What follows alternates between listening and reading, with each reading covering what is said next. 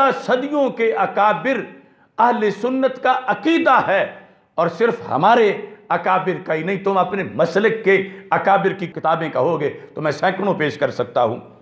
اور پھر کتنا بڑا جھوٹ ہے کہ تم یہ کہہ رہے ہو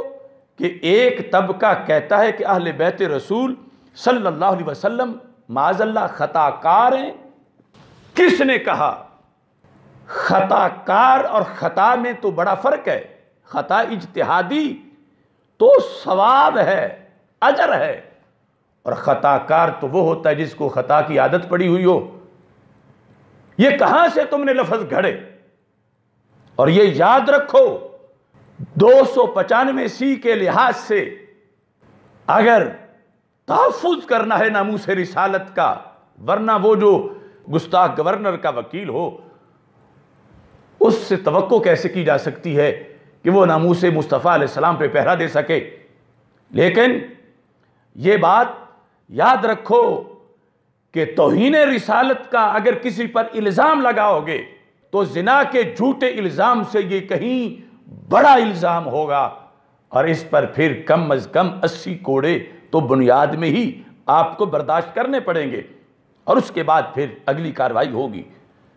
تو کس شخص نے کہا پاکستان کے اندر کس کا عقیدہ ہے؟ وہ طبقہ کون سا ہے؟ طبقہ بتاؤ، پھر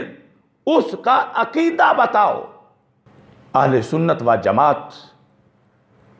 ہماری تشریحات وہ خواہ مجدد دین و ملت اعلی حضرت امام احمد رضا خان فاضل بریلوی نے کی ہوں،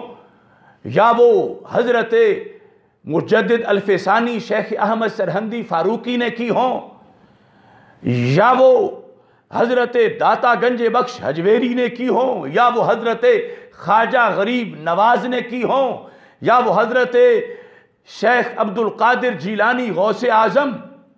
رحمہ اللہ تعالی، ان سب کے مراکز پر اللہ کروڑوں رحمتیں نازل فرمائے، انہوں نے کی ہوں، امام اعظم ابو حنیفہ نے کی ہوں، امام بخاری نے کی ہوں، 14 صدیوں میں، اور آج تک ہمارا تو ایسا کوئی ایک قول بھی نہیں، تم ایک پورا فرقہ بتا رہے ہو اور ان کا عقیدہ بتا رہے ہو، اور تمہیں یہ بھی خبر نہیں کہ عقیدے میں اور عام قول میں فرق کیا ہوتا ہے، اور قول بھی نہیں، یہاں تو ایک فرد بھی نہیں چاہے جائے کہ تم طبقہ کہو۔ ہاں دوسری طرف شاید آپ نے کہا ہو تو اپنے مسلک والوں سے پوچھ لیجئے، وہ آپشن ہے۔ ہاں یہ دیکھ لو خلافت رشید ابن رشید، یہ تمہارے مسلک میں لکھی گئی، یہ تمہارے مسلک والوں نے لکھی، اس پر تمہارے مسلک کے علماء کے تقریضیں ہیں، دستخط ہیں، اور اس میں لکھا ہوا ہے،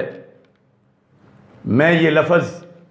صرف بتانے کے لیے کہہ رہا ہوں کہ آج 100 چوہے کھا کے بلی حج کو چلی، کیا ہے بغض اہل بیت، کیا ہے بغض صحابہ؟ یہ تمہارے مسلک کی کتاب ہے جس میں لکھا ہوا ہے خلافت رشید ابن رشید امیر المومنین سیدنا یزید رضی اللہ تعالیٰ عنہ۔ یہ کون لوگ ہیں؟ کیا یہ بریلوی ہے؟ کیا یہ رافضی ہے؟ یہ تمہارے مسلک کا ہے، یہ ہوتے ہیں خارجی، یہ ہیں خوارج، یہ ہیں نواسب،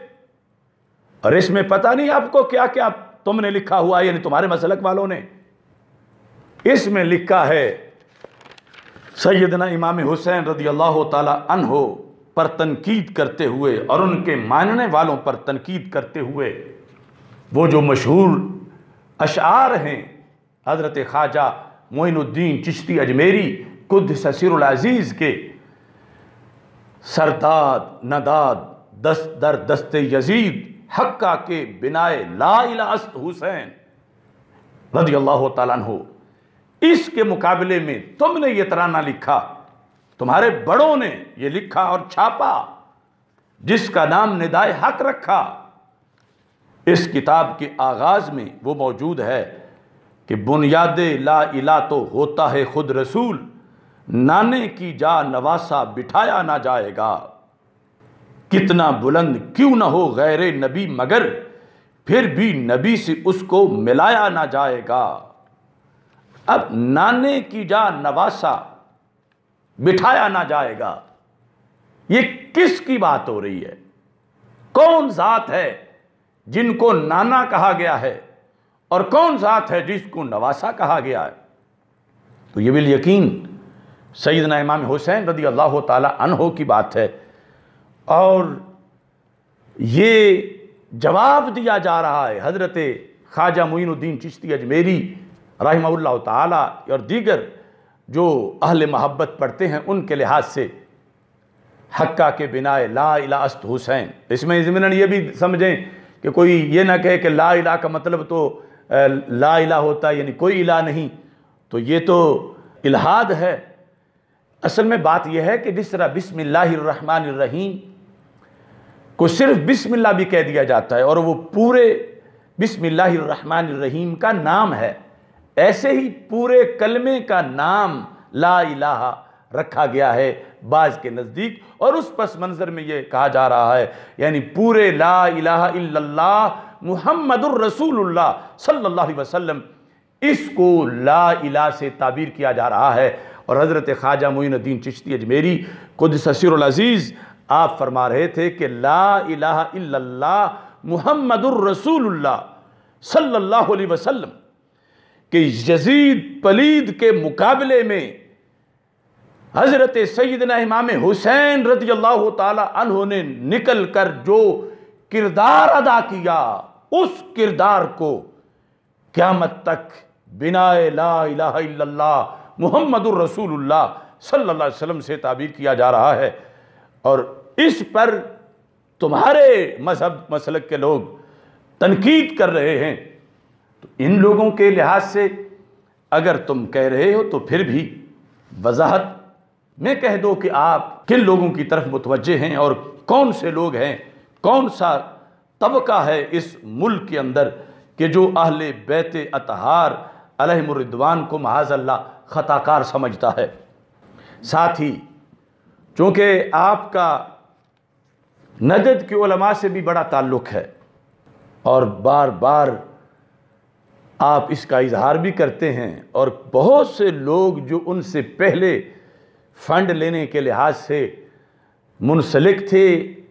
آپ کئی لوگوں سے سبقت بھی اس سلسلہ میں لے چکے ہیں۔ تو میں یہ تمہیں اس حدیث کا مطلب علماء نجد کی طرف سے دکھاتا ہوں تاکہ تمہیں ڈھونڈنا نہ پڑے کہ کون سے لوگ ہیں جو سیدہ پاک رضی اللہ تعالی عنہا کو خطا کار کہتے ہیں، کون سا طبقہ ہے، کون سا عقیدہ۔ یہ آنکھیں کھول کے دیکھو، یہ صحیح بخاری کی شرح محمد بن صالح عثیمین جس کو علماء نجد اپنا مجدد قرار دیتے ہیں، اس شخص نے 7ویں جلد کے اندر اس حدیث پر بحث کرتے ہوئے یہ لکھا ہے۔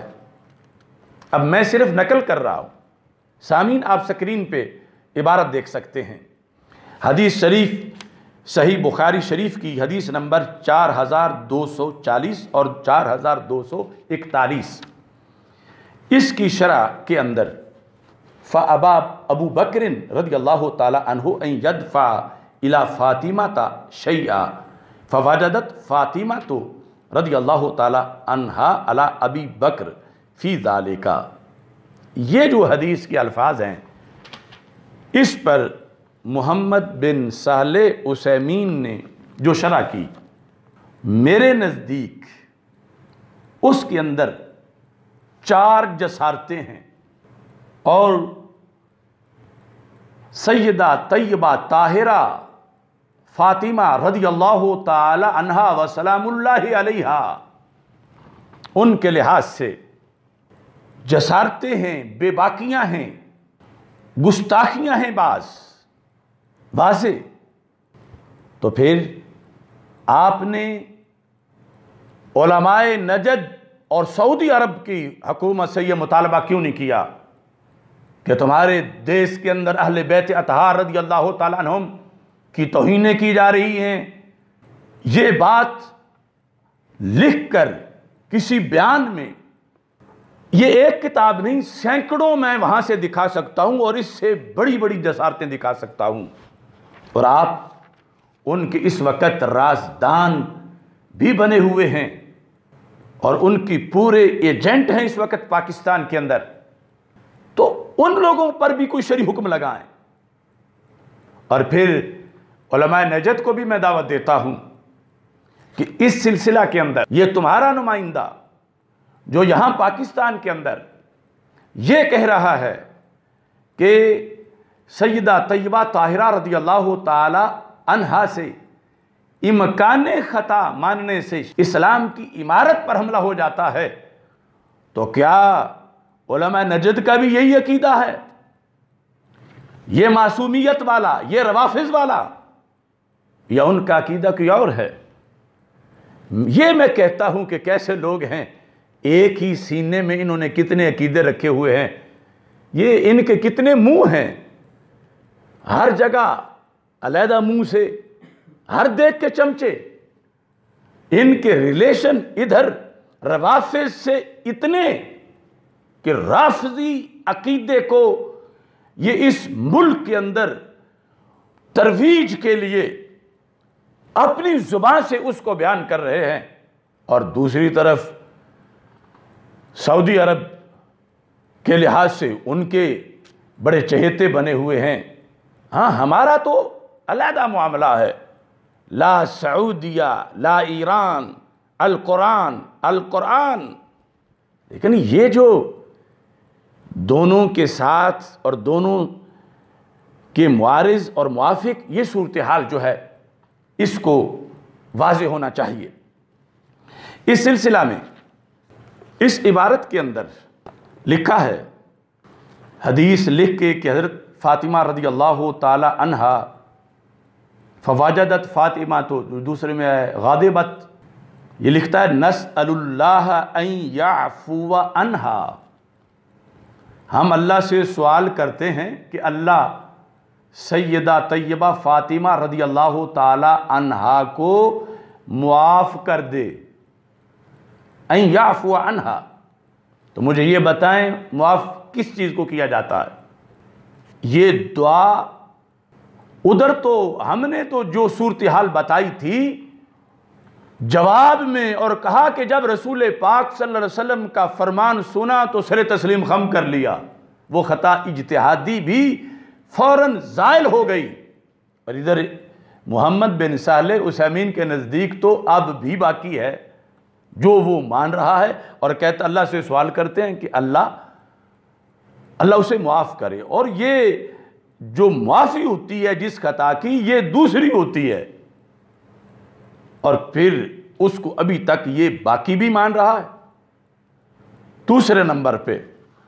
یہ کہتا ہے وَإِلَّا فَأَبُو بَكْرٍ رضی اللہ تعالی عنہ مَسْتَنَدَ إِلَىٰ رَأْيٍ، ورنہ حضرت ابو بکر صدیق رضی اللہ تعالی عنہ نے تو فیصلے میں کسی رائے کا سہارا نہیں لیا، وَإِنَّ مَسْتَنَدَ إِلَىٰ نَصٍ، اور انہوں نے نص سے فیصلہ کیا، نص سے، اپنی رائے سے فیصلہ نہیں کیا۔ اب وَكَانَ عَلَيْهَا رضی اللہ تعالی عنہا ان تقبل قول النبی صلی اللہ علیہ وسلم لا نورث ما ترکنا صدقہ، کہتا ہے کہ لازم تھا سیدہ رضی اللہ تعالی عنہا پر کہ رسول پاک صلی اللہ علیہ وسلم کا فرمان سن کے قبول کر لیتیں۔ تو یہاں دوسری جسارت اور جو بہت بڑی توہین جا کر بنتی ہے وہ یہ ہے کہ یہ شخص یہ بتا رہا ہے کہ سیدہ فاطمہ رضی اللہ تعالی عنہا نے حدیث سن کے بھی اسے قبول نہیں کیا، اور کہتا ہے قبول کرنا فرض تھا ان پر، کان علیہا ان تقبلا، لازم تھا کہ وہ قبول کرتی، لیکن کہتا انہوں نے قبول نہیں کی، اور جو کچھ ان پر لازم آیا میں اللہ سے سوال کرتا ہوں رب انہیں معاف کر دے، یہ مصنف وہ لکھ رہا ہے۔ اب یہاں پر ہم اہل سنت و جماعت، ہمارا یہ نظریہ جو میں نے اس تقریر میں پیش کیا، جس پر سنے بغیر